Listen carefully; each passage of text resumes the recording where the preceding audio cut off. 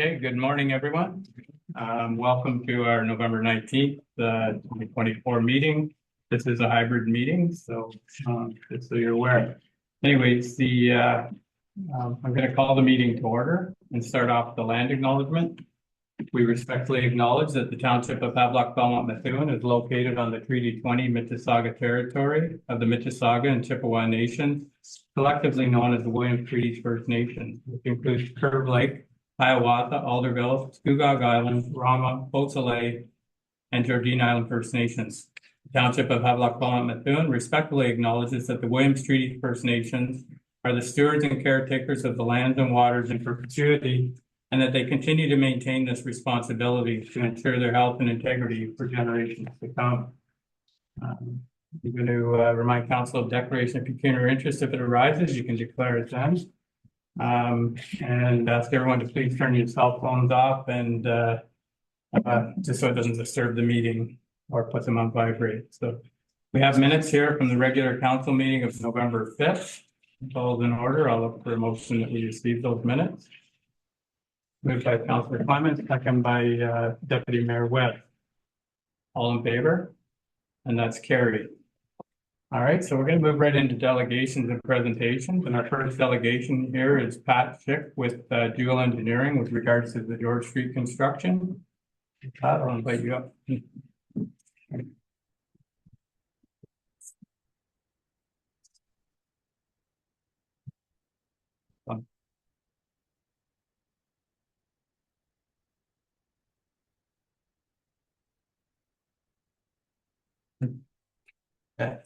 Good morning there, members of council. So as you're aware, our offices have worked with the township and the county to do some reconstruction works of George Street. Currently, we're within phase 1. We just finished paving yesterday and some, repair work to some manholes to bring them up to final grade. And then it's called for final surface course of asphalt the rest of this week. And then kind of putting a close to things for the winter. And moving back on to phase 2 works, which is from Victoria through to Quebec and on to Quebec throughout next year. In that zone, we were tasked by staff here at the township to look and explore the idea for inclusion, I guess, of some streetscaping, some decorative lighting, and the big ticket item, as you're well aware, in the downtown core is all services right now to feed the buildings, residential and businesses, is all overhead wires. So something to, I'll say, clean up the area and bring everything below grade. So that's kind of the big ticket item that we'll touch upon. So what we're looking at here is part of our conceptual streetscape options. The area that we focused on within phase 2 is essentially from Quebec Street through to the post office. What else could we look at incorporating into the contract possibly for beautifications? What we're illustrating here in the areas of red is maybe the inclusion of some interlocking or some decorative patterns to the concrete. The way the project's scoped right now is it'll have standard concrete sidewalks. And then maybe if we can go to the next.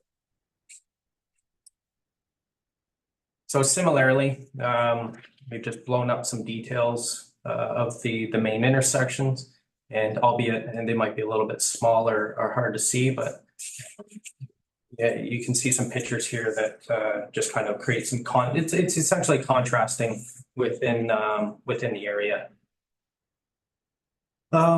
The big, again, if I move forward into the big ticket items, I guess, with respect to the overhead lighting, is the process essentially would be contacting the applicable utility providers. So in this case here with the township, what we have is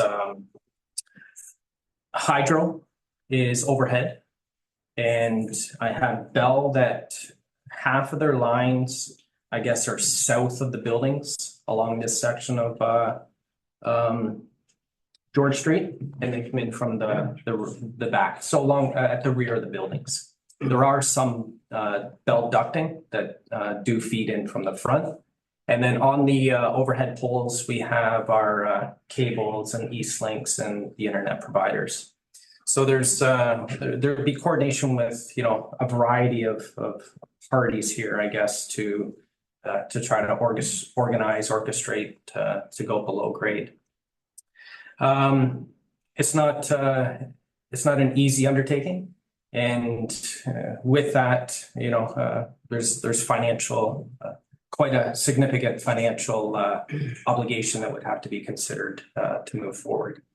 The process, I guess, would be to reach out to said providers. They usually organize in-house to do a review. And then with that, the first thing they would do is preliminary designs, preliminary options, and a preliminary cost estimate. Likelihood is probably, you know, a 2 to 3 month process from what I'm hearing from Hydro to kind of initiate what I'll say the first preliminary stage, phase 1. We would then secure that information, you know, have another follow-up dialogue, and then should it be, I guess, you know, a possible option that should be considered, we would then move it into design and contracting out. So currently, what we would have is the contract with George Street is under QBT. QBT would move forward into phase 2. These works here through Hydro would have to be done through Hydro One approved contractors. So it would be it would be a difficult process to align the two contractors just with Ministry of Labor you know, constraints, dual contractors within the same zone. The works of the relocation is the utility providers. I don't have specific confirmation from East Links and Cables, but they usually follow suit with Hydro. There would be a cost sharing where Hydro One would cost share with the township. It's usually a 50-50 cost share, where each party would be, you know, 50% financial with the project. With the caveat that all private service lines to each resident, each business would be 100% township driven in this case. In this, with that, where kind of things can snowball is as the private services are brought to the building, some of the meters are on the outside, not knowing exactly, you know, not getting access into the buildings. I'm assuming there's interior meters as well for the Hydro. The difficult part is as the new lines, should new lines be brought in, you'd be forced, I guess, to bring everything up to today's current standard specifications through TSSA, ESA. That would mean metering anything on the interior as well. And again, those costs would be borne 100% by the township. We can, if you want, we could go into maybe the next page, and I guess this is maybe where some of the yeah, so I guess you're likely all aware, but the bottom left corner is kind of the streetscape that we're looking at, all the overhead lines. The upper right-hand corner is a photo of a pad mount transformer. So currently in this zone of the of George Street, there's 3 pole mounted transformers. So they would have to be converted into something similar to that green box. The difficult part, as you can appreciate with that, is the corridor is tight to begin with. It's essentially on the north of, you know, to the south, it's face a building, concrete sidewalk road, concrete sidewalk, and on the south face a building. There's not a lot of extra real estate, so to speak. So, you know, we could be looking at securing maybe easements or permissions into private lands to place this type of infrastructure. And again, that all comes with a cost associated.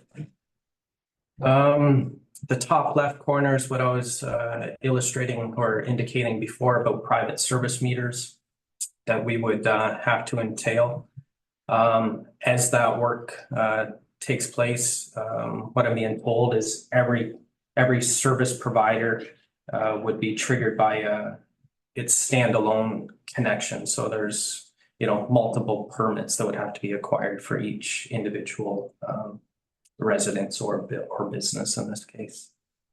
And then maybe if we can go to the next slide. So here we start looking at some of the dollars. In this case here, the first breakdown is it relates to our first slide that we presented. Here's different options that we could look at incorporating into that section of George Street, again, from the post office to Quebec Street. Again, decorative crosswalks, interlocking sidewalk in lieu of concrete sidewalks. If you look at the first line item, and again, this is kind of what spurred on the discussions originally, was changing of the overhead lighting, what we can do for street lighting, I guess you can say. So talks originally started here in the sense of leaving all of the existing wooden poles and simply, I'll say, changing out the traditional roadside luminaires to something a little more decorative, let's say. A lot of the municipalities, they're using those old coach style lanterns or something. Currently in that area, you're looking at 6 existing wooden poles, and $7,500 is what is what we're budgeting per luminaire. Should we want to do a swap out? So to change the existing overhead lights, we'd be looking at a cost contribution of $45,000. And then, we can go through all the other items, but again, if we went with kind of what was presented on the first slide, you'd be up into $364,000 to do a full complete package, which would encompass colored crosswalks, colored interlocking brick, maybe some decorative garbage cans at the corners, some tree plantings randomly. Obviously, should this be entertained, we could scope it accordingly. So for instance, instead of 5 tree protections or 14 trees, we could pare it down, to suit budget. So that's kind of option 1, to look at beautification or streetscaping within next year's contract. And then maybe if we go to the final slide here. So once we got looking at the changing of the overhead streetlights, the next task was to look at the option or possibility of getting rid of the overhead communication line service providers and going below grade. And as I mentioned before, is for consideration thereof, it's quite a cost consideration. To facilitate such, we're estimating right now to be, upwards of $1.5 million. Again, this is already kind of taken into consideration that 50% cost share that I had explained. The other difficult aspect is to have the service providers come in. As I mentioned before, they kind of have their own qualified contractors that would have to do the work. So there is quite a bit of coordinations and stuff that go hand in hand with just the costs. So timings and delays could be a realization that hadn't been factored in this as well. So it's kind of a quick overview with everything. I'll kind of, I guess, open it up maybe for any questions, or if there's certain components you'd like me to elaborate on a little bit more. Okay, thank you, Pat. Yeah, it's something like, we're so excited to get this done finally. It's been a long time coming to get George Street done. Now we're looking at some of the other options, and we did look at these years ago, and I knew it was a huge cost. Yep. That being said, when you look at your first slide there, I'll open up to council first, but there might be some options there on your first slide. This one here is like, 1.5 million is something that we already got a lot of costs in the road for the next few phases here. So I just don't know how we could do that, but that being said, I'll open up to council, see what their thoughts are. Beth? Through you, Mayor Martin. Thank you very much for that overview. I think going forward, I'm curious I mean, the wires that go across, is there issues with hanging lights on those when they go across? I'm gonna ask Hydro for that, or? Yeah, that I'd want to hold comment until I can maybe chat with the appropriate utility provider. I don't yeah, I'd want to double check. Obviously, the hydro wire, you don't want to mess with power lines, so to speak, but I have seen in other instances maybe where depending on clearance, there is a cable that's maybe strawed across that could support whether it be Christmas lights or I have seen other municipalities do bannering. So it could be an opportunity. I would want to look into it a little bit. Okay, and you're saying that the existing poles are gonna stay there? They're just cementing around them, are they? That's correct. So currently, as we speak, they're either going to be cemented around and or the placement of how they're situated, they could be within the asphalt area. If I'm not mistaken, I think the majority of them are side of the concrete into what's called like our little parking area, so they would be asphalted around. All right, well, again, thank you. I mean, I thought the sweeping price, the first one, 300 and some, was okay. I'm okay with the wires going across. I don't feel that that's a big deal. But I have seen other areas where they string something across it just to decorate it up. We need some help on George Street. I mean, there are some businesses down there, and I think just doing that little extra stuff will invite people to come down and take a look. That's my opinion. Thank you. Okay. To you, Mr. Mayor. Thanks for the presentation. Can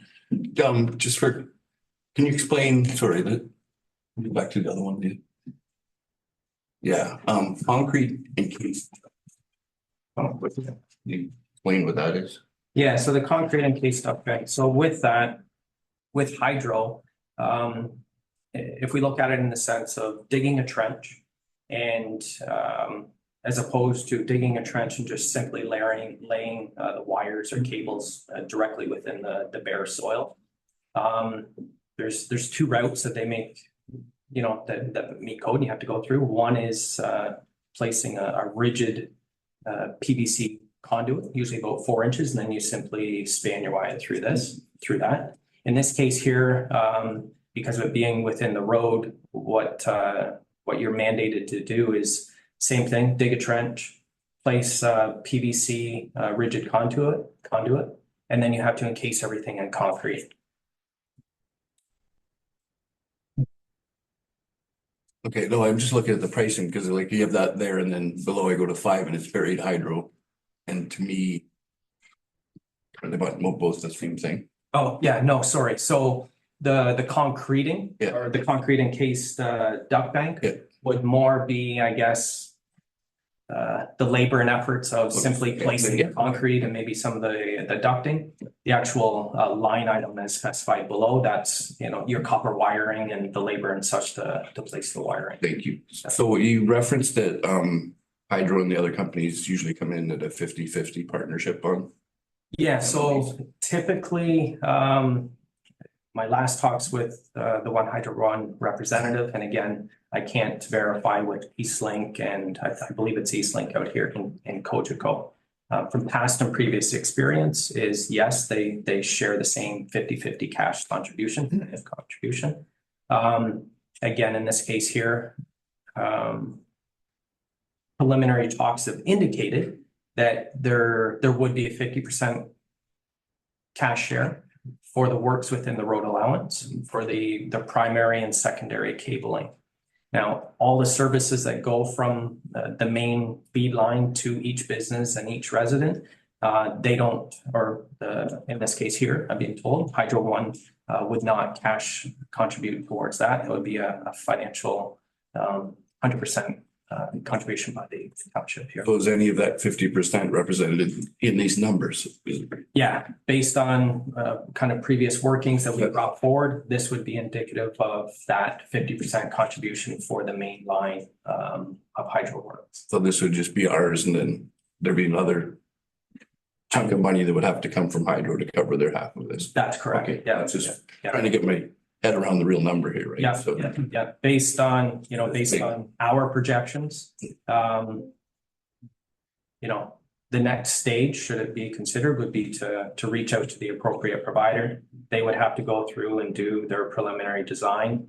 With that, there's usually an application and, a fee, a design fee that is usually paid to the provider. And then in return, you would get preliminary design and usually a Class C cost estimate. So their cost estimate may differ from what's being presented, but based on some of our closings, other jobs through subdivisions, this is our projection. you said the turnaround for going, if we engage with hydro, is 2 to 3 months to. That's kind of, again, just, my discussions with the one field tech is in-house is probably a 2 to 3 month design before we would see something back. Okay, yeah, thank you for the presentation. I think the mayor kind of alluded to it. We're obviously doing the road work there, so it'd be nice to spiff up the streetscape a little bit, right? In terms of what we have there. I've had a few comments from, a lot of them come from our economic development committee in terms of the hydro poles and some of the old wires that are hanging across and what that might look like. But would you suggest, I think it's pretty safe to say that, I don't think we can do everything that's on that list, but in terms of moving forward, you think if we engage with hydro that, there's a way we can maybe get 50% of what we're looking at doing here,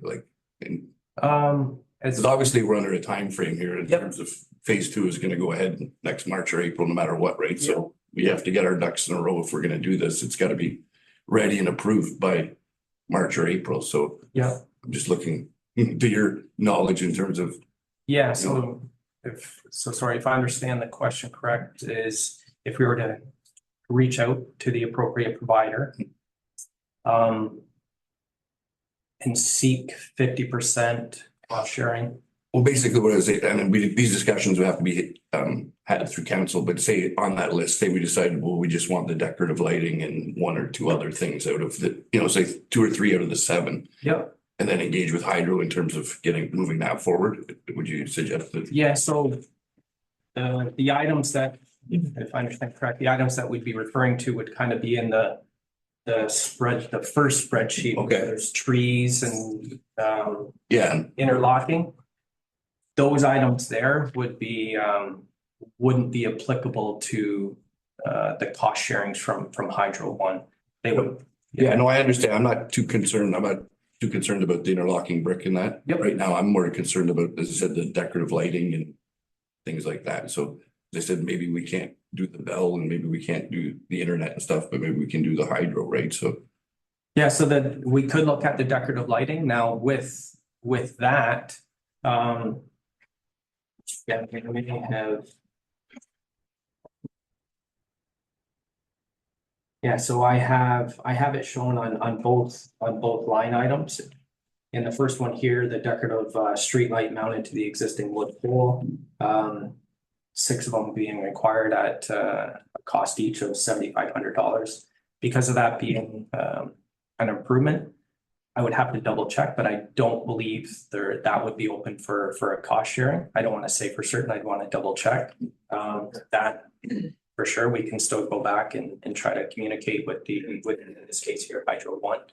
I went through a similar exercise with another county south of Belleville for the installation of street lighting similar to what's on George Street currently. And in that case there, I do know that was borne 100% costs by the owner. But it's something that we can look into a little bit further. yeah, just I won't keep you here all day, but as I said, a lot of the comments I'm hearing around what might come of that area is that they'd like to see definitely some kind of decorative lighting, like that's what you see in other towns, Marmora, Warkworth, other things like that. Get the lighting off those old poles, so maybe we can't get rid of the poles, but maybe leave the lighting down to on the street. If there's I don't know if there's a way we can do that. That would be, Yeah, there's feasible. there's a couple options we could look at, we can circle back with staff here. Simply removing the existing overhead, maybe changing the amount, bringing it down as needed. The other area that we worked with other municipalities as well is focusing maybe on the intersections, prime traffic areas, and including a decorative pole with a light there. So it would go in conjunction with, usually, we can bring down the wattage so it's not, a high abundance of light focused in the one area there.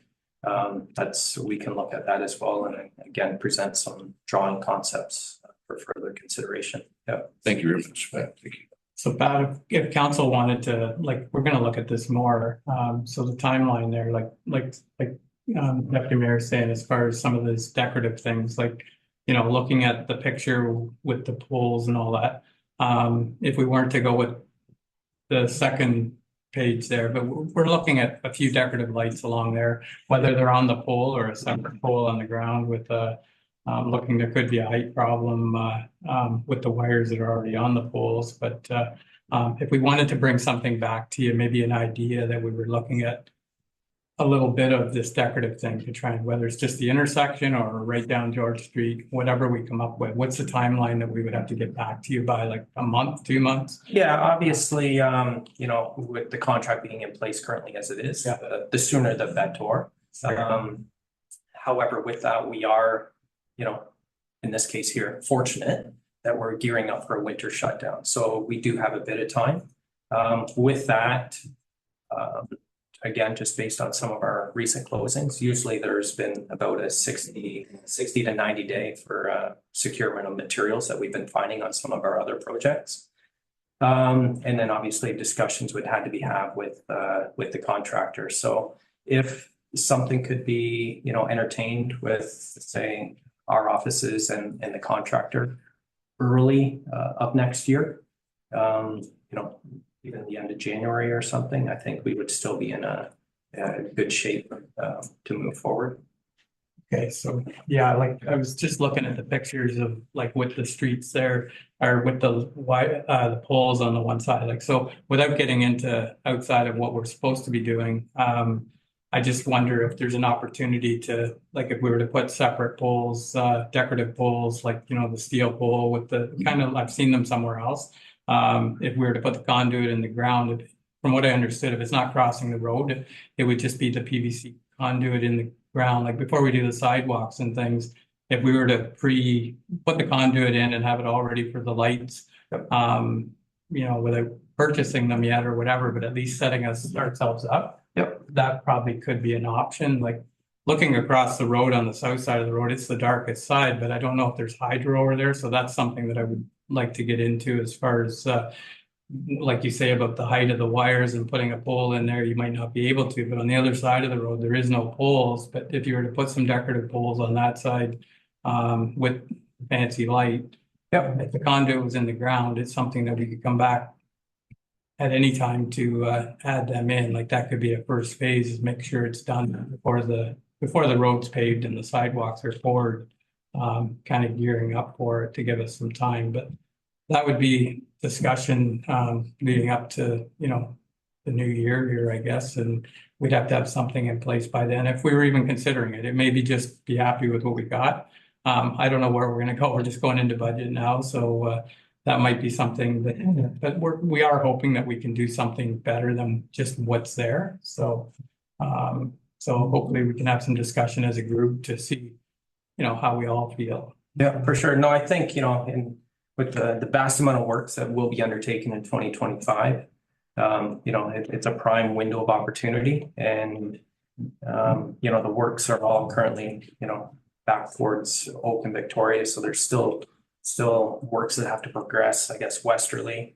The final restoration of the concreting and the asphalt, is near the tail end of all the other works of the underground. So we do have a decent window to plan and prepare. I like the idea of, looking at something on, I'll say the south.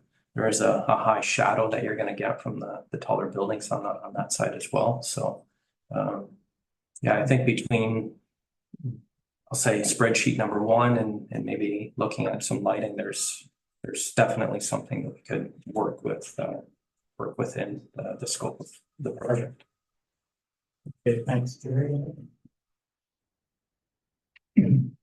you, Mr. Mayor, there's a lot of interlocking in that one. Yeah. Just curious with that from a maintenance point of view, particularly if it's on road crossings, even on the sidewalks. In the past, I've heard that because they move, they go up and down. It's a bit of a problem when snow plowing. Is that accurate, or have they made changes to make it smoother? There has been some advancement or changes of methodologies, I'm gonna say. With the crosswalks, outside of having something visually or tactile being different as far as a stone versus an asphalt material. Technologies have kind of been incorporated into when the asphalt gets placed, that they can now stamp the asphalt similar to the way they do stamped concrete. And then once the stamping is done, paint is an option. However, paint is a maintenance because of our northern climates with the snow plows.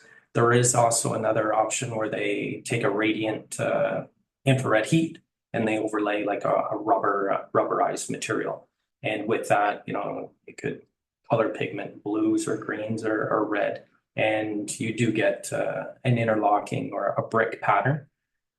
So that could be an option in the high vehicle traffic areas. Obviously with that, then you don't get the upheaval of the interlocking stone. Should the interlocking stone be looked at? Depending on where it is, if it's prone for vehicles, I would put a concrete pan in place, and it just aids with structural support. What is the more costly method? Want to double check. Usually the interlocking stone is the more costly approach.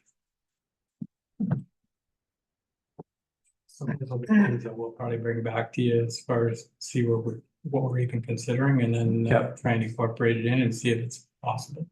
Yeah, for sure. Okay. Councils. Good morning, Pat. Thanks for the presentation. Just for point of clarification, because perhaps I misunderstood, so apologies if I did. You indicated there's two cost charts there with really two different projects. Well, the burying of the lines and then the beautification piece. That's correct. So if we try to merge those two things, does the decorative lighting have the possibility of eliminating the overhead wires? Or is the decorative lighting coming with the overhead wires attached? No, so if we were to look at a project of being decorative lighting, the overhead wires, the existing poles would remain in place. Simply, I think there might be an illustration maybe prior to, or maybe, sorry, maybe next one. Yeah, so in the bottom left-hand corner on the pole, you'll be able to see one of the existing street lights. Yeah. That would simply be changed with something Okay, of a but different. the wiring would remain as it appears in that photograph. Yeah, visually, as you would see that picture, it would remain as is with the substitution of the street light. Okay. Yeah. So follow-up question, the 1.5 million that you mentioned to bury all these lines, that represents a 50% cost share with all the providers or just with Hydro? Is Bell 50% cost sharing as well as internet, everybody? So right now, from our current understanding of the utility providers and how they work, is Bell is primarily in the back south or rear of the buildings. So we don't have to, I guess, engage as much activity with Bell. There are portions, but a small portion, where Bell already has a conduit out on George Street. So it'd be the other providers, Cogent, Cable, Yep. Eastlink, the communication providers. Best estimate from what our understandings are right now as well is they as well would do a 50% cash contribution. That's our estimate today as we look at this presentation. So one last question, the 1.5 million, you indicated there might be additional costs for private connections, which would then be the municipality's cost. Is that on top of the 1.5 or is that included in the 1.5? No, so best guess, we've went through that area of George Street, kind of house counted per se. We've determined that there's, possibly 24 meters or private service lines. However, the one illustration I think I showed, there's the side of the building where there's 3 different meters. So the count that we currently have as being 24 could scope creep, I guess.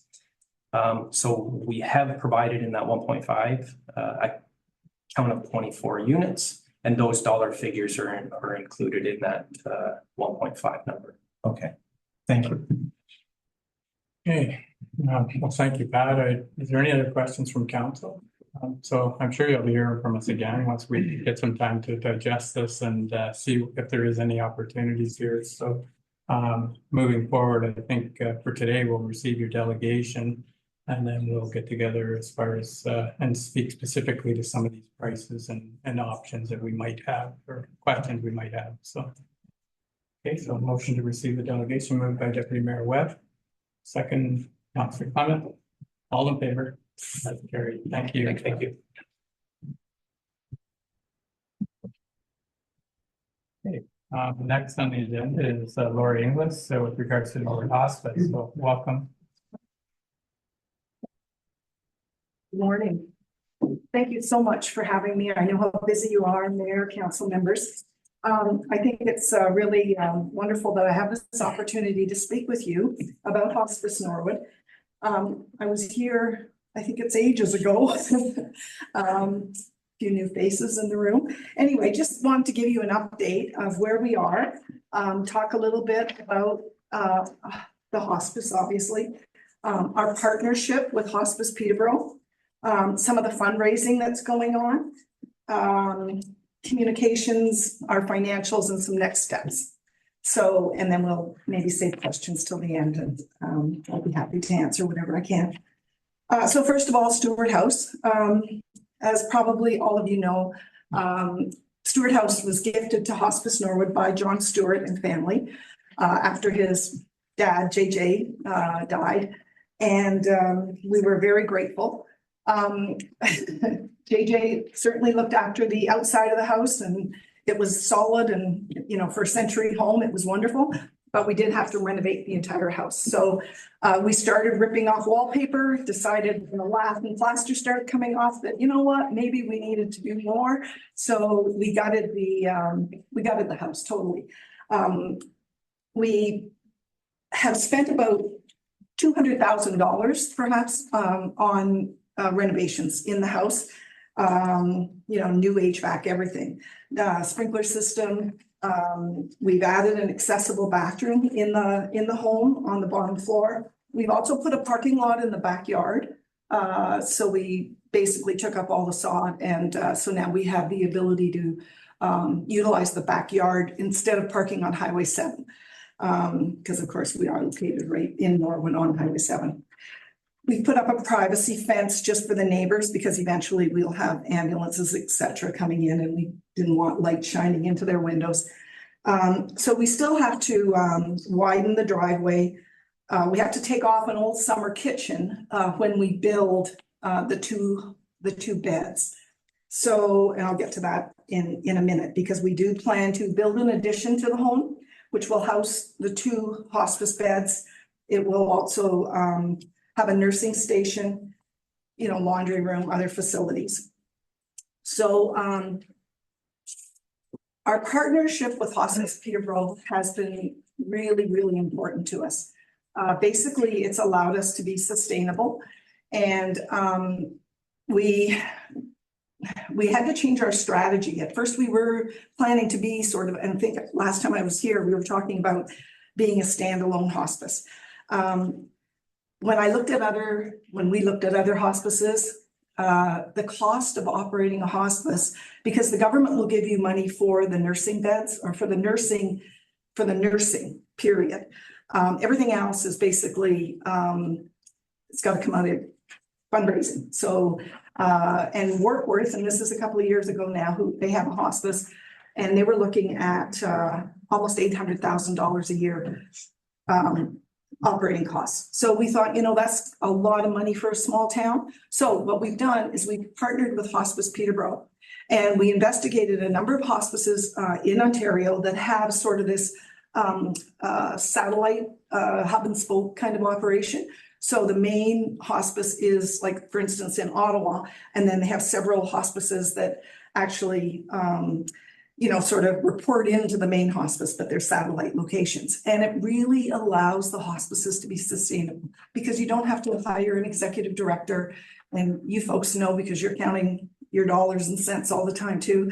And we're trying to be very fiscally responsible.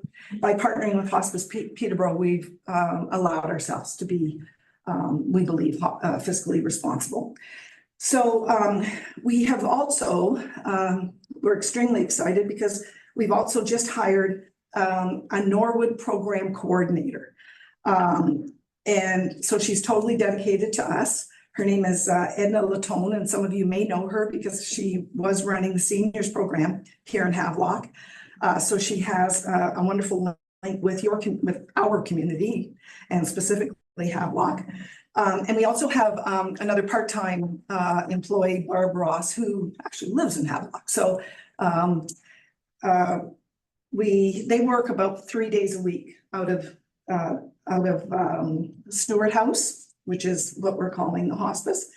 And our goal is to deliver compassionate care to people with life-threatening illnesses, to people who are grieving, people who have lost a loved one, and to caregivers who are looking after perhaps a loved one with a life-threatening illness. It's very stressful for caregivers who are doing this day in and day out, and sometimes they don't have a break. So we're offering programs around these three areas. So we're offering an illness support program. So someone with a life-threatening illness. We're offering a grief chat. So people come in and basically just share their, feelings. And we really stress that everybody grieves differently, and some people, grieve overnight, and some people it takes years to get over the death of a loved one, and it's all right. And so we've made sure that we've got a very safe environment at Stewart House where people can come in and share their feelings. We also do a program every second Thursday, and it's basically a meditation program, and it takes place at Stewart House. It's called Mindful Nourishment, and it's just for people who need to chill for an hour. And we've got quite a few people that need that in their lives. We are also doing volunteer training out of Stewart House. So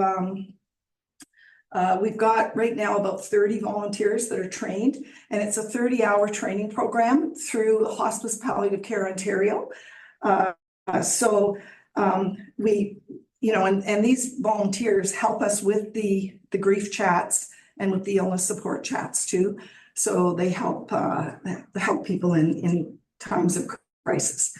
And on October 18th, we actually did, at the Millennium Room in Norwood, we did what we call the Grief Connection Day. So we had quite a good turnout, and it's just basically, it was for people who have recently lost a loved one and needed to come out and just get some, I guess, professional, maybe, guidelines about, it's not how to grieve, because no one can tell you how to grieve, but it was basically like an acknowledgement of people that, what grieving, as I said before, is different for everyone. We've got a number of upcoming events. We're doing Stars for a Dark Night. So you may see kits around the community where people can actually honor a loved one that has passed away with a star. We're going to hang them in the window at the hospice in Norwood. We're doing winter grief walks at the Hastings Field House. And here again, it's just folks that are coming together and just talking to each other about how they're feeling. And we're having a grief connection day in Havelock. I don't have a date for it yet, but it is in the works. We're also in January planning another event in Norwood where there's a podcast that's sponsored by Hospice Peterborough, and it's called What Now? The three moderators, I guess, of the podcast are actually going to be in Norwood, and they're going to put on a session just about death and dying, and we're hoping that we'll have a good attendance. The funding for all these programs that we're running out of Stewart House right now, in conjunction with Hospice Peterborough, has been provided by the Ontario government. So we're not asking for any money from the community to run these programs. All services are free to everyone who needs to come out or wants to come out. We aren't looking at doctor referrals. So you can call up. Basically, the intake is through Hospice Peterborough, but you can register through them. And confidentiality is really critical because we're from a small town, and people are quite worried about hearing what happened at one of these sessions in Foodland tomorrow. And so we're really, really concerned about that, and we really stress it that whatever happens at Stewart House stays at Stewart House. In terms of fundraising, we have raised $500,000 to date, almost. So, and it's basically just a small team of us that are out there, just looking for opportunities to sell whatever we can. And we've, some of the things we've done a toonie auction. We do a hike for hospice. Our mayor has very graciously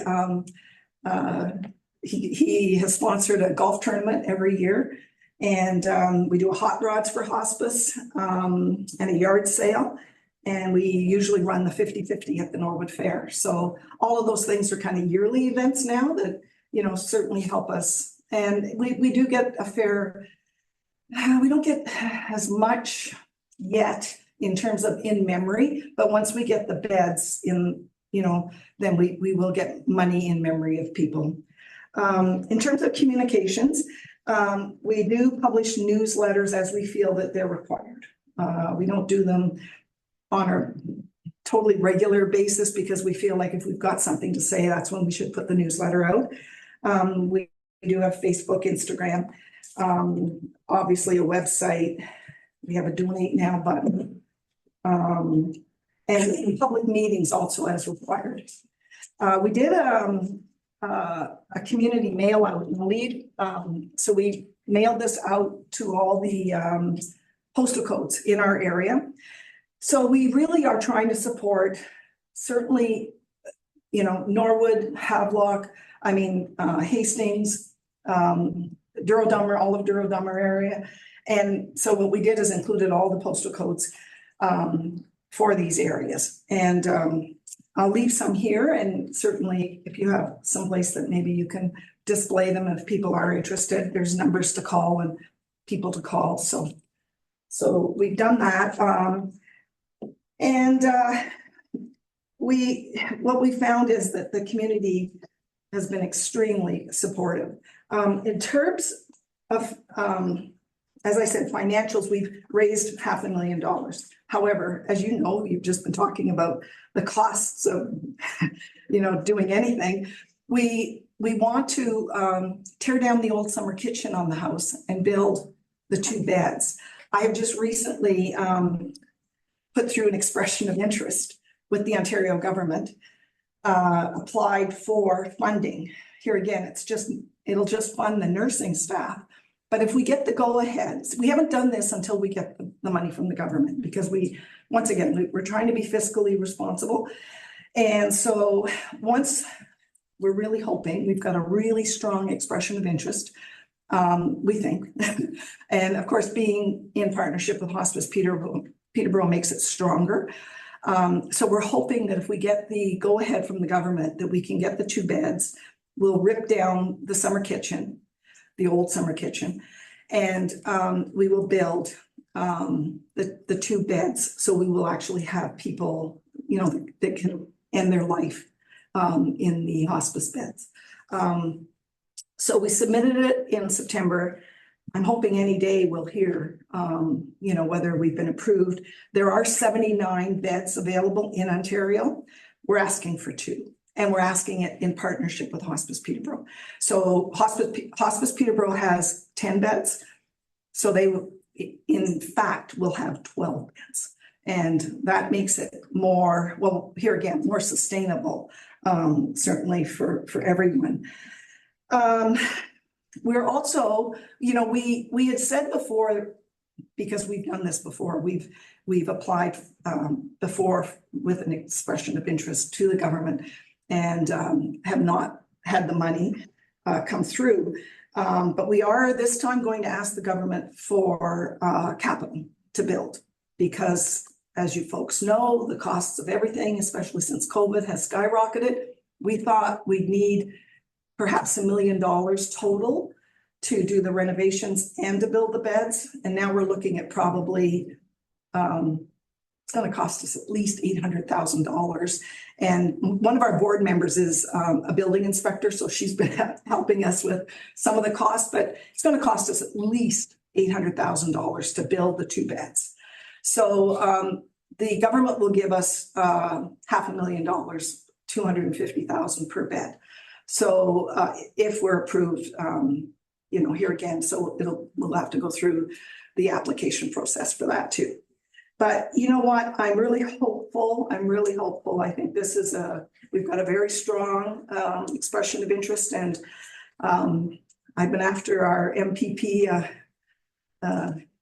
almost monthly, like just, hey, David, like, let's go here. And, we are an aging community. Like, this is something that's really, really is required, because not everyone needs to be in hospital when they're dying. This saves us all money in the long run. It certainly saves the government money, the hospice beds, because of course it's all and it's all free to the clients, the residents. So in terms of next steps, we're going to continue fundraising. And if we get these beds, we're going to be really, really fundraising, because you'll see lots of us around, because we're going to need a fair bit of money to make this happen. Oh, we've also said that we'll make it happen by March 2027. So that's really close when you think about it. However, it was either March 2027 or 8 years from now. And when I was doing the expression of interest, I just thought, we don't want to do it 8 years from now. We want to do it now. So we will continue the programming. We're growing the programming. We're looking at what the community needs. And that's why Edna is out there, and she's calling on businesses, she's calling on pharmacists, she's calling on doctors in the area, just to see, what are your needs, bringing them back to us. Because we're a rural hospice, we don't have to follow everything that Hospice Peterborough does. We can do our own programming based on our community needs. So, we're really adamant about that. So once we get the operating funding, we'll start building the addition. And sort of that's a quick update on Hospice Norwood, and I welcome any questions that you might have. Okay, thank you, Lori. A lot of information there. I didn't even know what was going on over there. I knew, I think we had a walkathon here a couple of years ago, and maybe more than that, but it's been ongoing, and he's been really busy trying to make this happen, which I applaud you for. So I'll open it up to council and see if they have any questions or comments. Just a quick comment to kind of echo what the mayor said, follow a lot of your fundraising through the community and the job you and your whole crew does is, in terms of getting the word out there about what you're doing and having, it's not there yet, but I mean, everybody in the area is well aware of Norwood Hospice. Yeah, just, congratulations and keep it up. Like, it'd be nice to see some of the groups in our community use some of the same tactics that you guys use to raise money. So, just keep it up and congratulations. Well, thank you very much. Yeah. Yeah, any other questions? Go ahead. So I've been to Stewart House. It's lovely inside, it really is. It will really be nice when you get the 2 beds. It really will be. Backyard, I understand the part. Are you still gonna have a little bit of lawn? At the back, or it's gone? When we build, we're going to put in gardens so that we'll actually be able to roll the beds out, the resident beds out onto a deck. And we'll have a little bit of a garden out there so that, Nice. we can roll the beds out and they can get some fresh air and enjoy, the scenery. Well done. Well done. Yeah, but it's really important to note that we do have the programming going on because, Hospice Peterborough, for instance, operated for 35 years without beds. And, we are now like visiting hospice too. We've got people going into the community that visit people that are terminally ill. And I mean, sometimes it's just sitting and just listening for 2 or 3 hours. And so, that's a really important part of hospice and the programming that's happening. And until we get the beds, we want to continue to grow that. So thanks, Kat. Yeah, so is there any other questions? Anything else? Not, well, we'll make sure your brochures get out front here and get circulated, but thank you very much for your presentation. Thank you for listening to me. I really appreciate your time. Thank you. Thank you. Ovation. Councilor Clement, second by Councilor Jordan. All in favor? Carried. All right, next item here is zoning bylaw amendments. I'll look for a motion that we go into the public meeting for the zoning bylaw amendment. Moved by Deputy Mayor Webb, second by Councilor Doherty. All in favor? That's carried. So we have 2 zoning bylaw amendments, and I'll read this. The opening statement here is that this is a statutory public meeting held under Section 39 of the Planning Act. Any persons may attend the public meeting and or make verbal or written representation either in support or in opposition to the proposed zoning bylaw amendment. Please keep your video off and microphone muted during the meeting until I invite you for comment regarding the planning matter.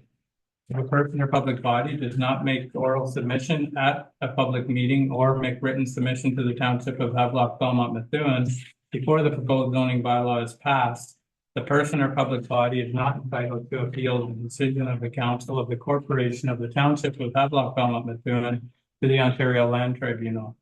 If a person or public body does not make an oral submission at the public meeting or make written submission to the Township of Havelock-Belmont-Methuen before the proposed zoning bylaw amendment is passed, the person or public body may not be added as a party to the hearing of the appeal before the Ontario Land Tribunal unless, in the opinion of the tribunal, there are reasonable grounds to add the person or public body as a party. If you wish to be notified of the passing of the bylaw amendment, you must make written requests to the Township of Havelock-Belmont-Methuen. So with that, our first zoning bylaw amendment, I'll open it up to Alicia Ackroyd. Good morning, Alicia. Good morning. Thank you very much, Mayor Martin. And through you, I would like to wish everybody in the room a good morning and everybody on Zoom. The purpose and effect of this application is to present for the consideration of members of the public and council an application to amend the Township of Havelock-Belmont-Methuen Comprehensive Zoning Bylaw 1995-42 as amended to support the site-specific rezoning of a newly severed lot with deficient lot frontage. The subject property is 623 Fire Route 93, also described as part lots 9 and 10, concession 9 in the Methuen ward. The applicants are Xenia and Todd Christensen, and the new property is proposed to be 3,800 square meters, which is about 0.9 acres.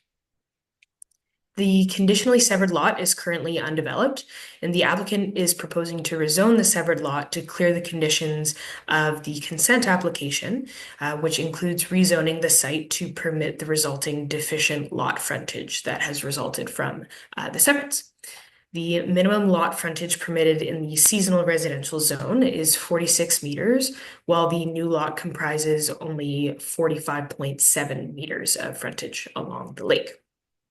To permit the consent to sever, a survey was conducted as part of these conditions, and the survey identified that the proposed lot is slightly deficient in that frontage, thus rezoning to permit the consent is required.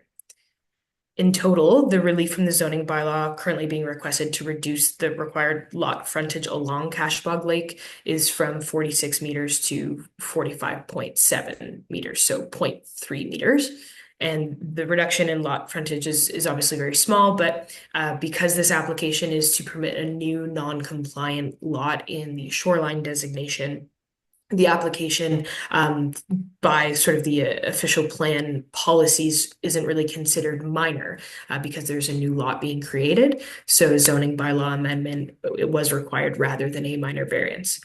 And this application should not set a precedent as it is a site-specific circumstance in which a deficiency was identified later on in the land division process that is now being addressed through the appropriate channels.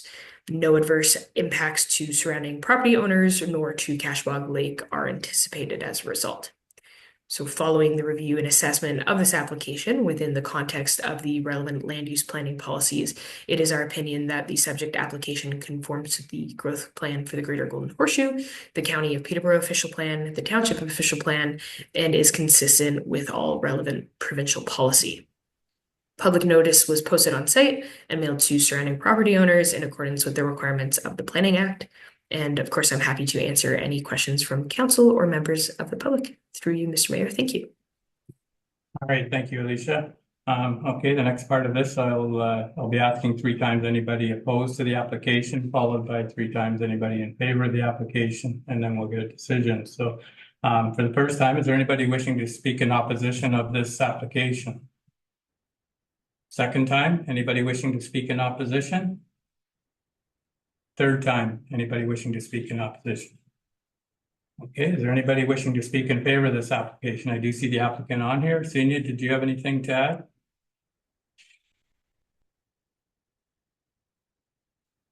Maybe not. Okay, second time, anybody in favor of the application?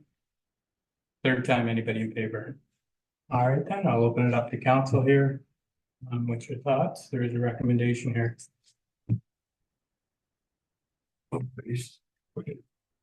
Right, Terry? A question for Alicia. I don't know what your pages are, but mine's 27. About halfway down, it says the application is to seek rezoning of the site specific. Then it goes on to say a lot frontage at 42 meters on the site from the required 46. I thought you said it was a slight change and it was 45.72. It's which number is accurate, or am I reading it incorrectly? Thank you for the question through you, Mr. Mayor. That it's a very good one. So yes, I'd like to clarify that. I'm going to just pull up the survey quickly here to make sure that my apologies, it is 42. So that is just an error on my part. And I believe what the issue was is there was 45 meters along the shoreline. The way that the zoning bylaw requires the frontage to be measured is sort of an extension of that frontage out into the shore. And so from point to point, it's 42. Along the shore itself, it's 45. So the correct measurement by zoning would be 42 meters, but the actual sort of length is 45.7. Apologies for the discrepancy. So does that change the total area then of the lot remaining? Through Mr. Mayor, no. The lot area still is the same. It's just the way that it's measured. Okay. Yeah, it's kind of a technicality in the zoning, so we project out. Yeah. Okay. Thank you. Okay. All right. Any other questions? So recommendation is here that the subject to your information, that draft bylaw be passed. You want to move that? I'll move that. Okay, moved by Deputy Mayor West and second by Councillor Doherty. All in favor? And that's carried. So pass. All right, our next is Prince. Alicia, you can take over.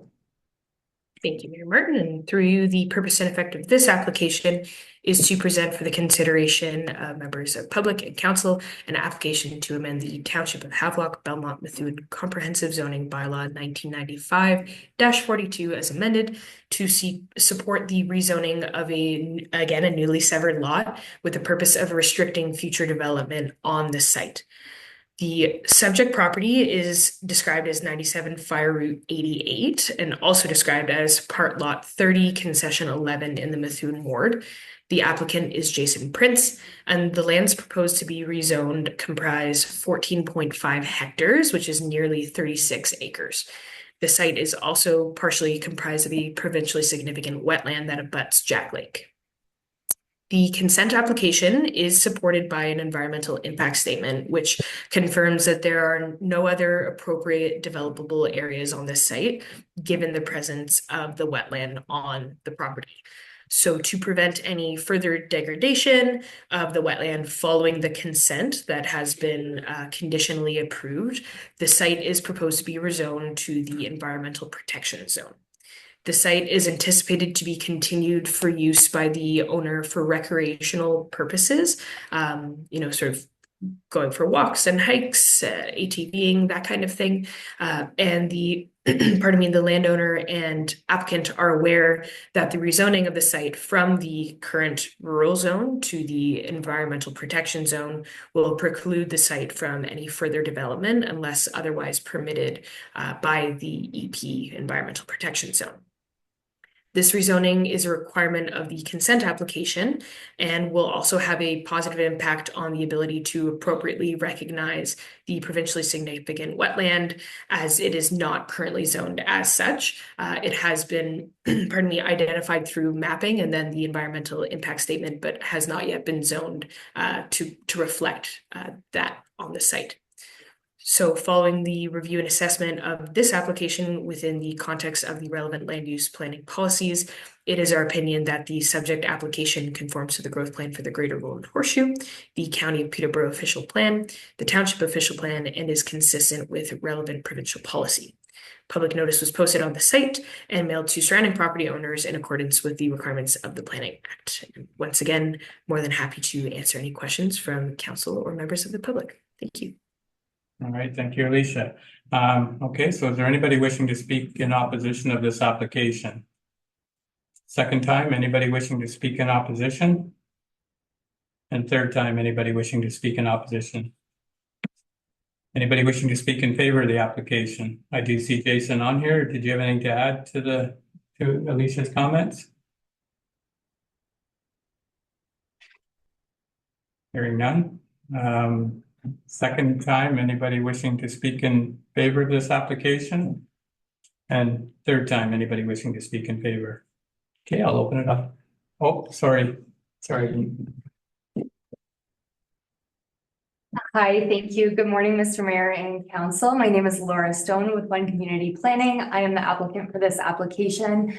I would like to thank Alicia and Foten for the supportive planning report. As noted, this is an application that is coming before council as a condition of consent. It's unusual in that we are requesting development to stop development.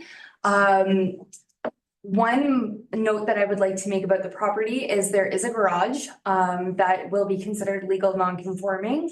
There are additional structures on the property. They're primarily lean-tos for wood. They're open-sided, but they do have a roof to protect them from rain and snow. My client would like to keep them on the property, if at all possible. Other than that, this is an excellent move to protect the wetland complex adjacent to Jack Lake, which I know is something that this council and neighboring Northport that I hear about pretty frequently. So this is a good step forward for protecting that. We just want to keep the existing structures on the site. The garage has been noted in the staff report. The lean-tos for the woodshed were built at approximately the same time. So that's everything for me today. If you guys have any questions, I'm happy to answer. Or yeah, I had to read it a couple times there because you don't usually see that happening, that it's stopping development, so. I am not sure if I'll ever see it again. So, okay, thank you. Any questions for Laura? All right then, thank you. Thank you. So, so we do have a recommendation before us here.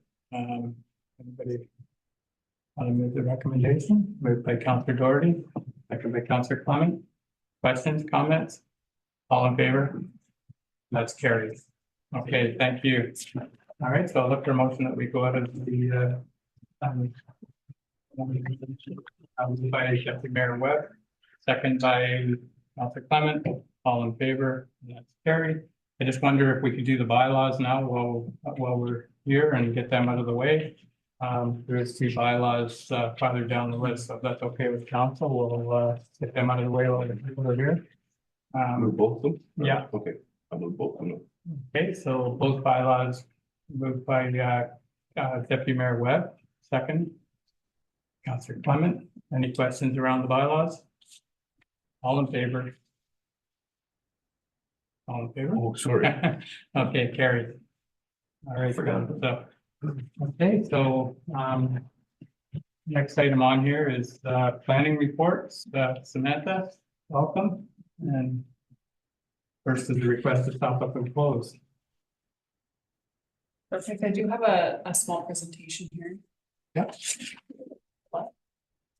So yeah, this is a request to stop up, close and convey a municipal road allowance. This was brought before council for your formal request that was received at the October 15th council meeting. So the subject properties but the road allowance are located at the end of Fire Route 82D on Cashabog Lake. The road allowance currently bisects the two subject properties that are owned by the applicants Ken and Carol Samard. The proposed acquisition would split the road allowance lengthwise, adding evenly distributing about 10 meters to each of the subject properties. Next slide, please. Staff did attend the subject properties on October 23rd, and characteristics of the road allowance, as you can see here in the site photos, include some steep slopes, hills, and it's highly vegetative, with each ends of the road allowance leading to Cashabog Lake. Next slide. So the road allowance will not contribute to any form of public access to Cashabog Lake, as it's situated between two subject properties.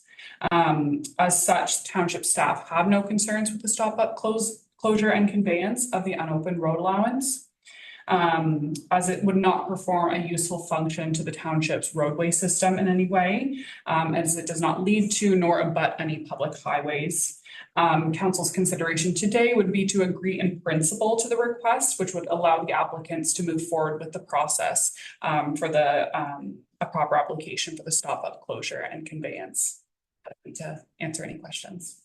Okay, the one question I had around these things, and I always ask the same thing, but when you do join the road allowance to these properties, how does that affect for a lot they with short of frontage to be able to sell off, like to sever the lots in the future? Are they allowed to do that once, like say this gives enough property that they'll get the 150-foot frontage on each lot?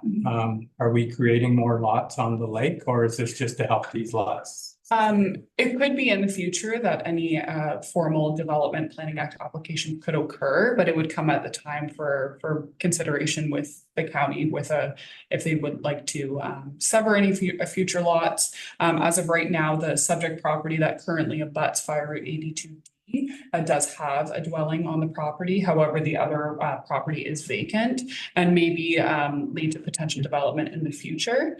But as of this time, it's just for the closure and conveyance in front of council. Thank you. All right, any questions? Go ahead, Councillor Kleiber. Through you, Mayor Martin.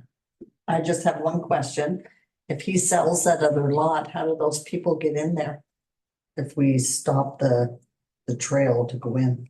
It would be water, typically that lot would likely be water access only. That would be a part of the planning process in the Yep. future, if that, because then we would have say then, like right now, it doesn't really matter, but in the future, that would be a big discussion on for whoever's dealing with it. They would have to prove that there was access or water access in this case, Well, if we stop and go, there is no access. water access. There would be water access to that point because it's sort of at the end of the peninsula there. But as of right now, that property still doesn't have open or any sort of public access because that isn't an open maintained road. It doesn't lead to any public highways as of right now. Okay, thank you. You're welcome. Okay. Is there a recommendation here? Sorry, do you remember? So Samantha, you and I talked yesterday. You couldn't build a road on there anyways, right? Like it's virtually awesome. Yeah. So. Through you, Mary. Yeah, no, it doesn't lead to anything.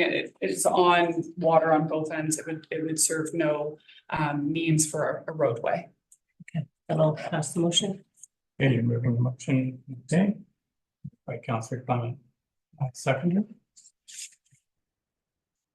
Second by Deputy Mayor Webb. Questions? Comment? All in favor of the motion? That's carried. Okay, next one. Thank you. Yeah, so this is just speaking in terms of the recreation park lands. The proposed recreation park, as council has seen recently, includes new baseball diamonds, service buildings, tennis, pickleball courts, and a dog park. It's been supported by council and staff. And this report essentially is to outline that the remainder of the lands, the recreation park lands, will need to be reviewed to determine the most efficient and type of and scale of development. Next slide, please. As you can see, the zoning of the subject property is multi-zoned. So we're seeing a range of institutional zoning to residential, open space, as well as a local commercial zone. It's quite messy, in my opinion. And as part of council's decision today would be to direct staff to sort of review these items and come back for an appropriate potential form of development on the site. And what that means is sort of we would like to review the subject property. We're obviously dealing with the recreation park lands and funding for that, as well as our sewage lagoons that abut the property. So staff would just like to look at the property and see sort of next steps and bring that back forth to council for their consideration. And although the subject property is located outside of sort of the hamlet urban boundary for Havelock, we should be reviewing its potential to accommodate any sort of development. And if that includes residential uses, we will be looking at that as well. So I think it's good that we do look at it, and just for councils to understand all these zonings that are on there. This was originally the site for the long-term care, so it was zoned institutional, and then the other property came along, which was a lot easier to work with. So we ended up going there.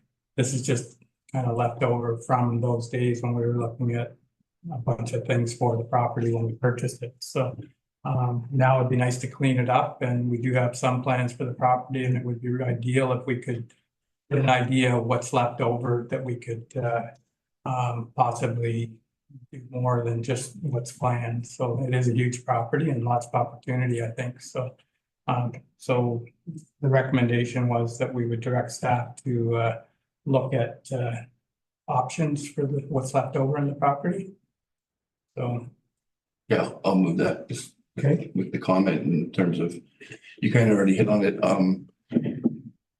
For a new project out there with the baseball diamonds, everything else, I thought that the discussion around was we had extra land there that was going to be used to help pay for this project. So yeah, the sooner we can get staff kind of identifying those lands, whether they're residential lots, whatever, and start down that road. Because we're going into budget here shortly, and even to probably this project might continue into next year, but the sooner I think we can free up that land and have something coming back to the municipality for that land would be good in terms of moving that project forward, at least in terms of the scale we're looking at, right? So anyway, so thank you. Go ahead, Bob.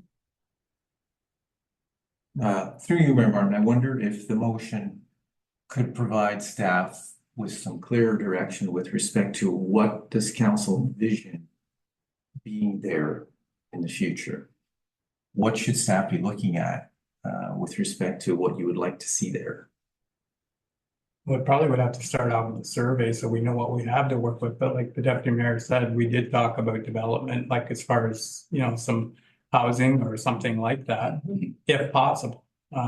So if we don't even know what we have left, there was talk of 5 acres in that northeast corner of the property. There was approximately 5 acres left, but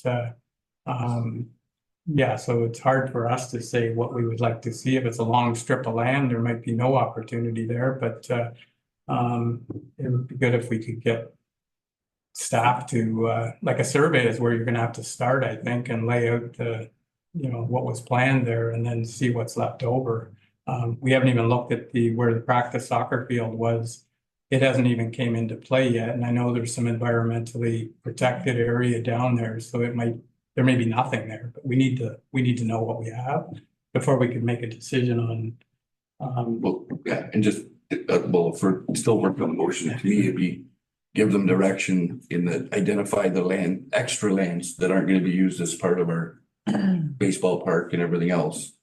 And suggestions in terms of what suggestions are gonna bring the most money back into, you know, in terms of us getting rid of those assets in the future. So whether, like you said, it's one big lot, like one big commercial lot, or 6 residential lots, right? And we'll have to assess that in terms of what's the better deal for us moving forward, but that's what I would like to see there. So how would you word that, Bob? You wanna, like, so I think that we're pretty clear there. I just want to ask another question, and maybe Travis, you can help us. We have surveyed some of this property, right? Just the ball diamond portion? Through you, Mr. Mayor, I believe that's the majority of we did there, the topographical surveys down around the recreation park. I could get a quote from the surveyor to see how much it would cost to do the rest and then bring that back through budget if you like.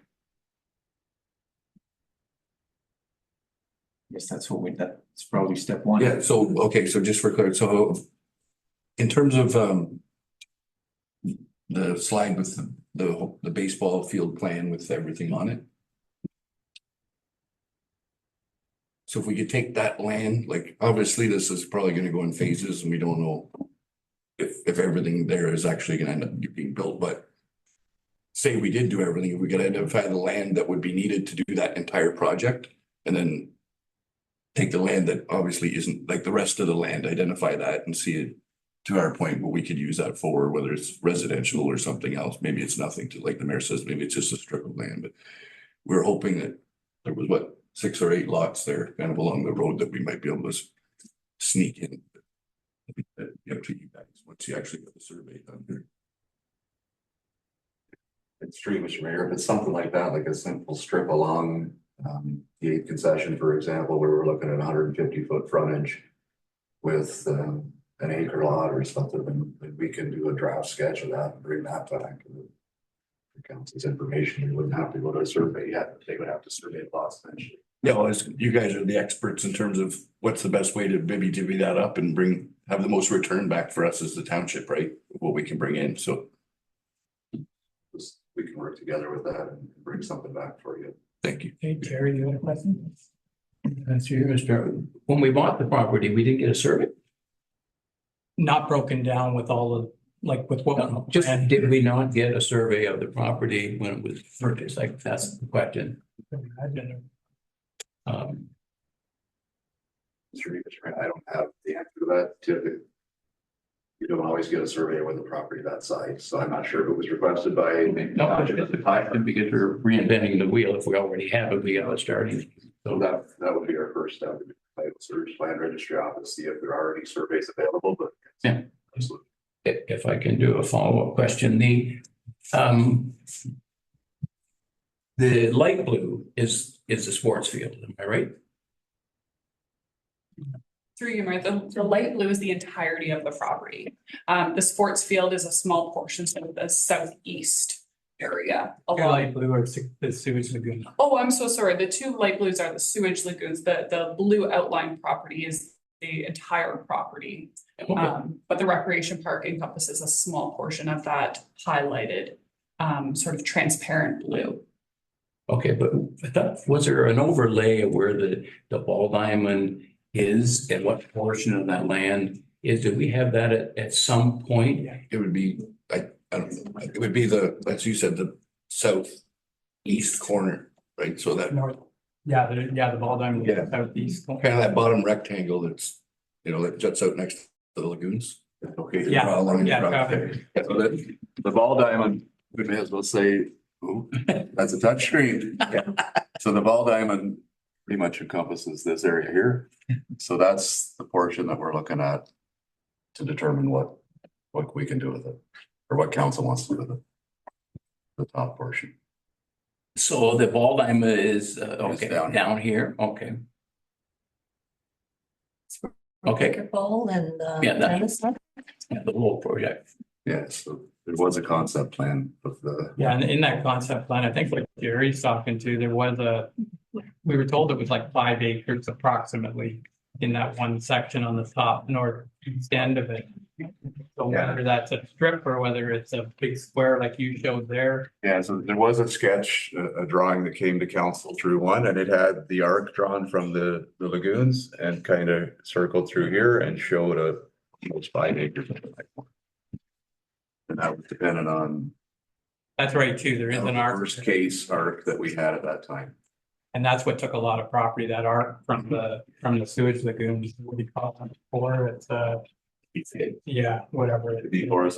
That took a lot of the property away, so it kind of eliminated a lot of area to work with because you can't build in that arc. So if we could see that, so I don't know how you want this motion to look, but basically what we want to see is that there is a little piece left to work with, whether you could put individual lots like Deputy Mayor is saying, whether you could put a 10-plex in there, maybe like a long, narrow building, who knows what you can put, but we don't even know what we have, so we just need to see it, and then we can plan to try and make the most out of the property, I think.